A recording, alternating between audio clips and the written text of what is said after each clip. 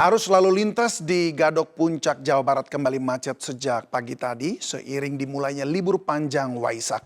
Sejumlah rekayasa lalu lintas diterapkan untuk mengurai kemacetan. Dan berikut laporan Faisal Rinaldi dari kawasan Puncak, Bogor, Jawa Barat.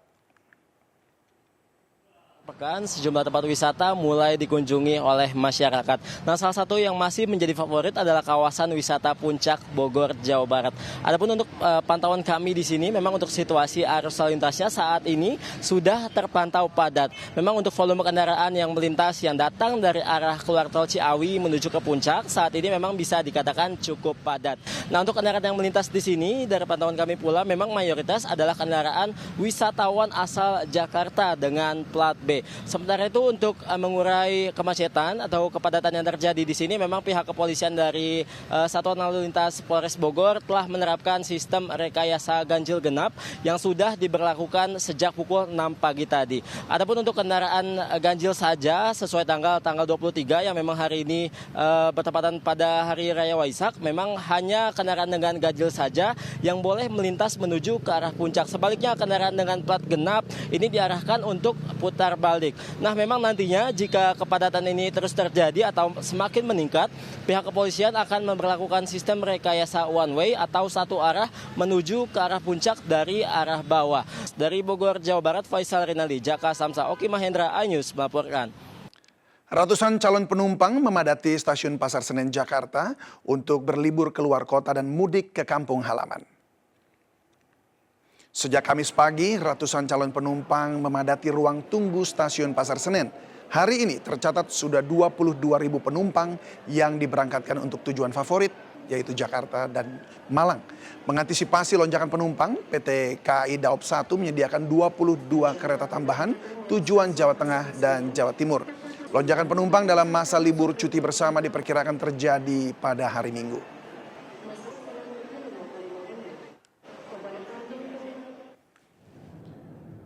Lonjakan penumpang yang akan bepergian juga terjadi di Bandara Internasional Soekarno-Hatta, Tangerang, Banten.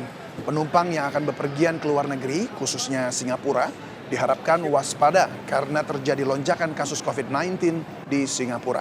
Hanya dalam sepekan, kasus COVID-19 melonjak hampir 2 kali lipat dan kini mencapai 25.900 kasus.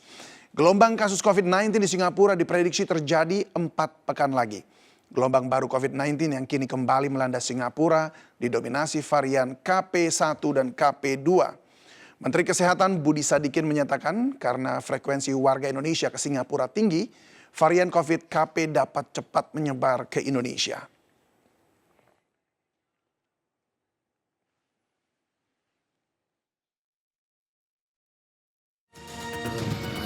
Ada Allah.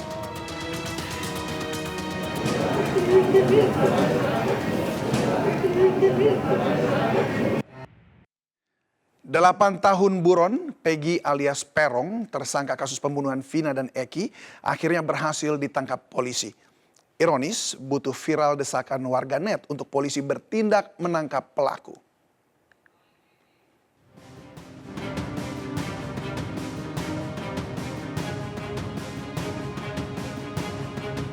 Ya, saya saat ini saya sedang berada tepat di depan pekarangan rumah Egy alias Peggy atau Perong, salah satu DPO kasus pembunuhan Vina Eki pada 2016 silam yang baru saja tertangkap. Polda Jawa Barat menangkap Peggy Setiawan alias Perong buron pembunuhan Vina dan Eki di Cirebon, Jawa Barat. Peggy ditangkap di Bandung, Jawa Barat. Selama buron 8 tahun Peggy bekerja sebagai kuli bangunan. Usai ditangkap, polisi menggeledah rumah Peggy di desa Kepongpongan, Talun, Cirebon. Namun alamat ini berbeda dari alamat DPO yang diumumkan polisi sebelumnya, Desa Banjarwangunan, Kecamatan Mundu. Selama penggeledahan, warga berkerumun di sekitar rumah Peggy yang posisinya jauh dari jalan desa, namun berjarak sekitar 500 meter dari TKP. Warga tidak menyangka Peggy terlibat kasus pembunuhan karena Peggy lebih sering berada di Bandung bekerja bersama bapaknya sejak sebelum kejadian. Kalau kata saya sih enggak sih. Enggak. Soalnya waktu kejadian saya tahu dia ada di sini, sebelum kejadian juga belum ada di sini. Pas 2016 tuh. Nah, udah ke Bandung ya biasanya ya? Di Bandung udah lama. Jadi Peggy itu udah lama Bu di Bandung? Lama, udah dari tahun berapa itulah. Dari sebelum kejadian juga udah di Bandung. Jadi pas waktu kejadian emang Peggy-nya nggak ada di sini? Ya. Warga juga mengaku sempat melihat polisi mengamankan 2 motor Peggy dan pamannya pada 2016. Polisi menggeledah rumah Peggy selama 3 jam untuk mencari barang bukti dan meminta keterangan 3 keluarga Peggy. Dapat kami konfirmasi adalah di sini adalah lokasi atau alamat yang merupakan kediaman berdiam daripada saudara P. Dah, itu aja. Ada berapa orang itu, Dan? Salah satu Ada DPO berapa itu. orang yang ditemui Pak Kasendal? Yang ditemuin berapa orang dan Diminta tadi keterangan Tadi ada 3 orang apa aja? Apa aja?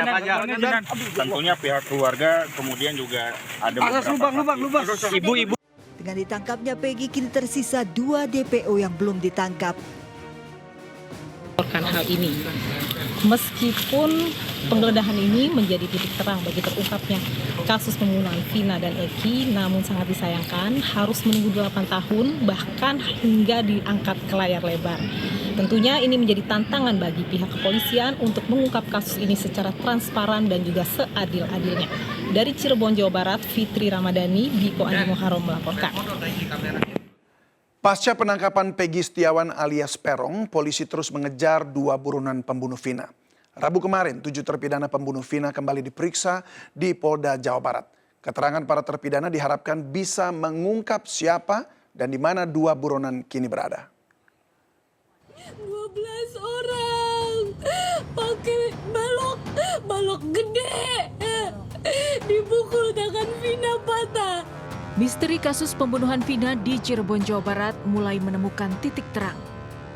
Peggy Setiawan alias Perong, 1 dari 3 DPO ditangkap di Bandung, Jawa Barat pada Selasa malam. Polisi mendalami peran Peggy dalam kasus pembunuhan tragis Vina Eki 8 tahun lalu. Polda Jawa Barat juga terus mengejar 2 pelaku lain yang kini masih buron, salah satunya dengan memeriksa 7 terpidana yang kini dalam tahanan.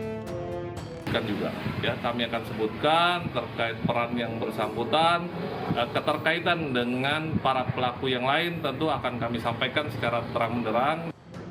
Untuk mempermudah pemeriksaan, 4 terpidana telah dipindahkan ke sel khusus Rutan Kebonwaru, Bandung. 11 orang ditetapkan tersangka dalam kasus pembunuhan Vina Eki pada 2016 silam.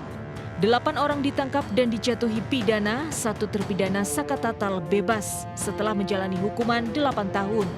Sementara dari 3 buronan, baru 1 yang ditangkap, 2 lainnya masih berkeliaran.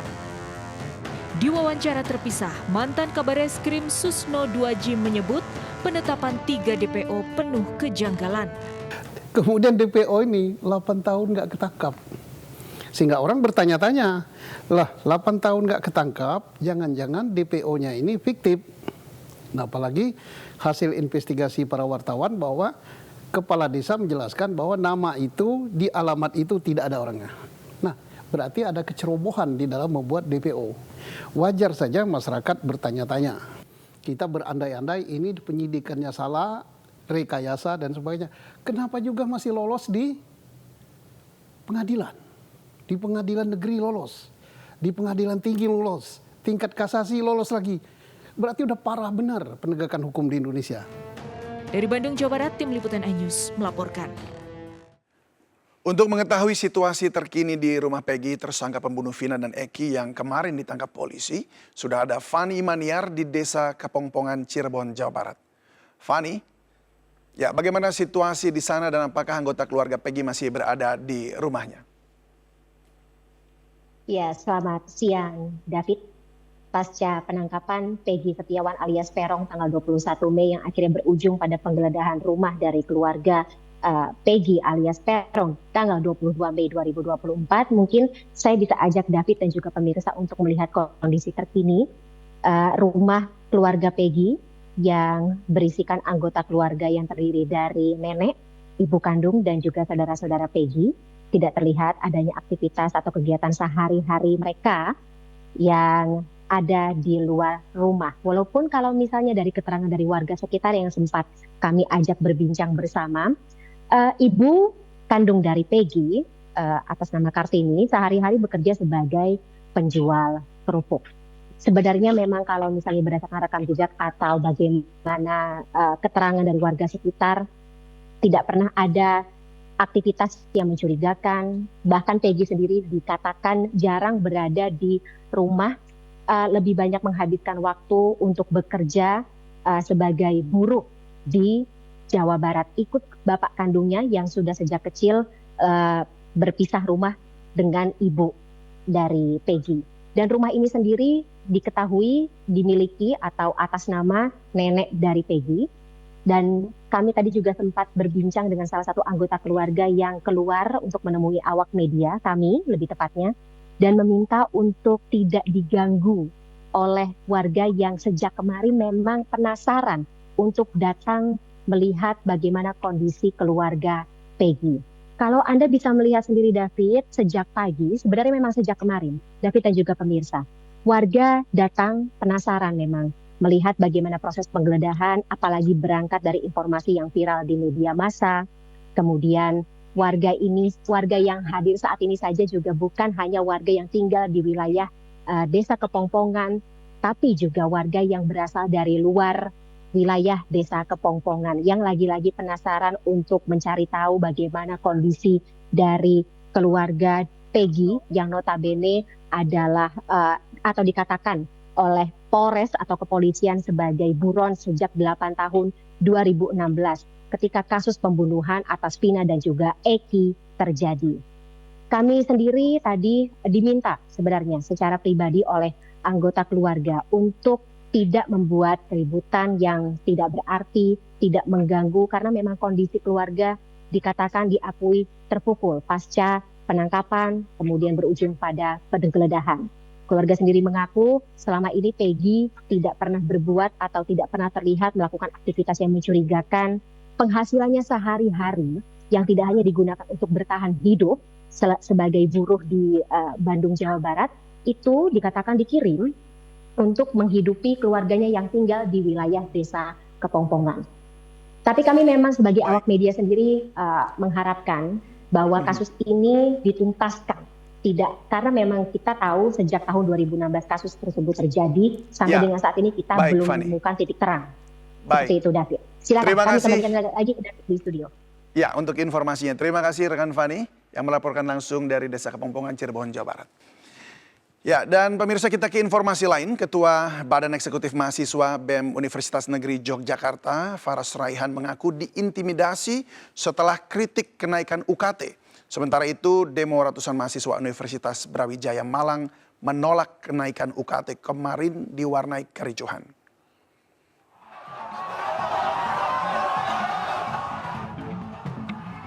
Mahasiswa Universitas Brawijaya Malang, Jawa Timur terlibat aksi saling dorong dengan keamanan kampus saat berusaha menerobos gedung rektorat. Ratusan mahasiswa ini protes mahalnya uang kuliah tunggal, menuntut UKT diturunkan dan menghapus 12 golongan UKT.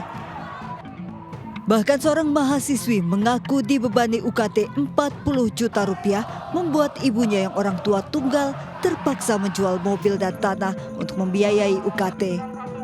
Saya menjual 1 mobil dan 1 tanah untuk pipi mandiri saya dan UKT saya yang bertotal 40 juta. Sementara usai menyampaikan kritik mahalnya UKT, Ketua BEM Universitas Negeri Yogyakarta Faras Raihan mengaku menerima intimidasi dan ancaman. Ancamannya ya bersifat pencabutan beasiswa, lalu ancaman yang bersifat ya pokoknya kamu jangan terlalu banyak berbicara tentang hal ini gitu. Ya ancaman-ancaman seperti itu. Sebelumnya itu gini ya Mas, sebelum ke anggota DPR itu BEM itu ketemu saya kalau nggak salah 3 kali ya. Nah dan mereka tuh kan menyatakan gini. Nah ya kami sampaikan baik-baik ya. BEM UNY berharap setelah melapor ke Ombudsman, UNY menurunkan UKT. Tim kontributor iNews melaporkan.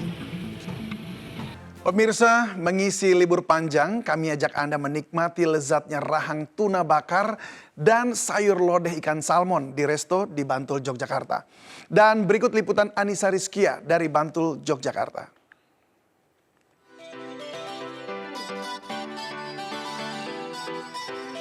Rahang tuna bakar dibalur bumbu khas pawon tempuran menjadi menu andalan resto yang ada di Bangun Giwo, Bantul, Yogyakarta ini. Juga ada menu ikan salmon dipadu sayur lodeh dengan kuah santan yang gurih.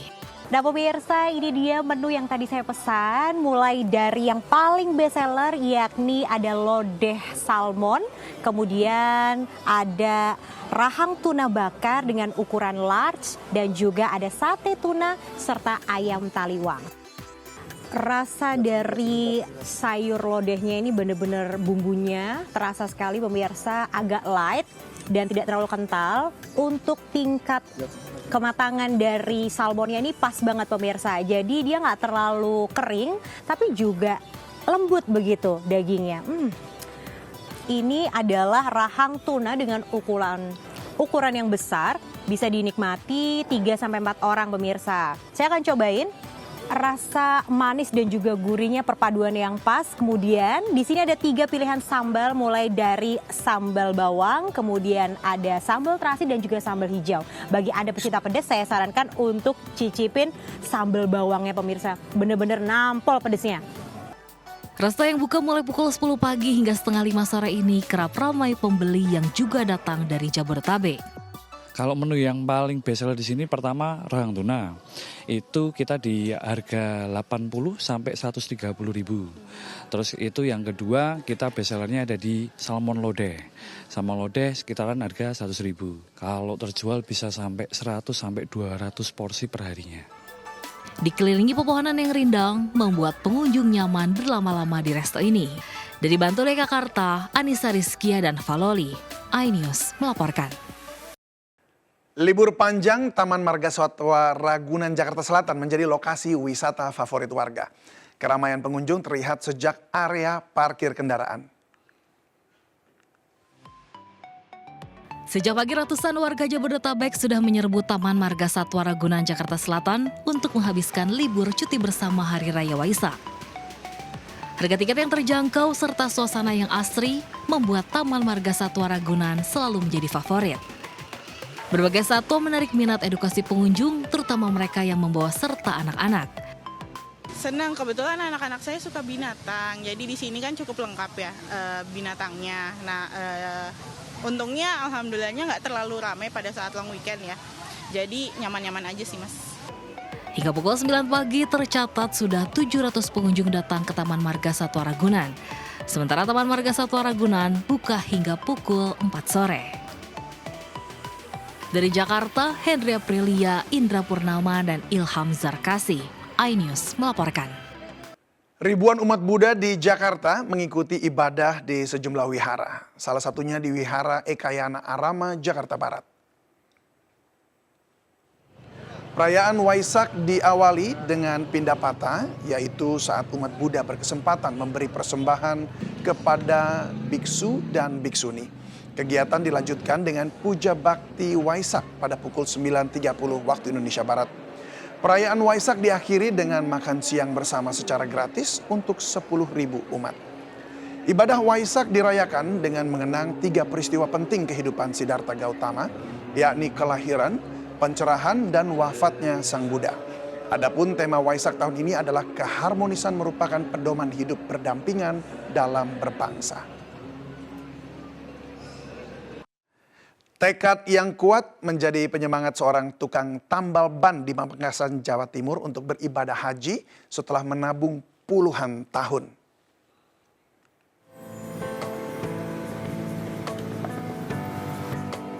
Meski fisiknya tidak sekuat sewaktu masih muda, Muhammad Said masih sigap melayani pelanggan yang datang ke bengkelnya di depan Pasar Blumbungan, Pamekasan, Jawa Timur. Profesi sebagai tukang tambal ban ini ia jalani puluhan tahun sejak ia keluar dari bangku sekolah dasar. Setelah menikah, Muhammad Said dan istrinya bertekad untuk menjalankan ibadah haji. Sedikit demi sedikit, setiap hari Muhammad Said menyisihkan uang yang ia peroleh dari hasil menambal ban, dibantu sang istri yang berjualan kopi di Pasar Blumbungan, Pamekasan. Setelah tekun menabung selama 57 tahun, tahun ini Muhammad Said dan istrinya akhirnya bisa berangkat ke Tanah Suci menjalankan ibadah haji. Niat saya naik haji. Memang seperti itu ya? Iya. Memang hasil dari nabung untuk dari bengkel tempel ban ya? Dari bengkel tempel ban. Itu murni Pak ya? Iya. Untuk makan sehari-hari itu Pak gimana? Cukup nggak Pak? Ada. sisanya ya. Menjelang keberangkatan 2 Juni mendatang dari embarkasi Surabaya, Muhammad Said dan istrinya telah menyiapkan baju ikhram, koper, dan perlengkapan lainnya. Dari Kabupaten Pamekasan, Jawa Timur, Dedi Prianto, iNews, melaporkan. Partai Perindo resmi mendukung Khofifah Indar Parawansa dan Emil Dardak untuk melanjutkan kepemimpinan di Provinsi Jawa Timur pada Pilkada Serentak 2024. Dukungan diberikan karena melihat tingkat kepuasan masyarakat atas kinerja Khofifah Emil di periode pertama.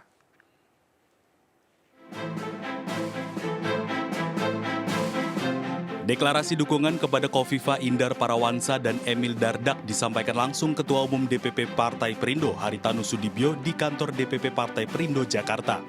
Dukungan tertulis diberikan secara resmi setelah melihat rekam jejak dan pengalaman selama memimpin Jawa Timur serta tingkat kepuasan masyarakat di periode pertama. HT optimis keberlanjutan kepemimpinan ini akan membuat Jawa Timur lebih baik lagi di segala sektor untuk mewujudkan kesejahteraan masyarakatnya. Saya rasa sudah tidak perlu kita lakukan. Dan Partai Perindo bukan hanya memberikan surat dukungan, saya menyerukan kepada seluruh partai di Jawa Timur nanti untuk pemenangan. Bahwa kami melihat dua tokoh yang luar biasa, Ibu Khofifah adalah pemimpin perempuan yang sangat senior, sangat tangguh, dan merupakan inspirasi untuk semua perempuan di Indonesia, termasuk saya. Dan juga Mas Emil merupakan pemimpin muda, cerdas, luar biasa. Dukungan dari Partai Perindo ini menambah kekuatan bagi pasangan Khofifah Emil untuk bersama menjalin sinergitas dalam melanjutkan pembangunan di Jawa Timur 5 tahun mendatang. Merasakan bahwa kekuatan dukungan ini merupakan sebuah kepercayaan kepada kami bahwa 5 tahun lalu kami mendapatkan dukungan dan ini salah satu spirit yang kami lihat sejalan. Sekali lagi suatu kehormatan bagi kami untuk dipercaya mendampingi Ibu bersama Partai Perindo. Terima kasih. Melalui dukungan ini, Partai Perindo juga menyatakan kesiapannya untuk memenangkan pasangan Khofifah Emil dengan menurunkan seluruh pengurus, kader, dan simpatisan di Jawa Timur. Tim Liputan iNews melaporkan.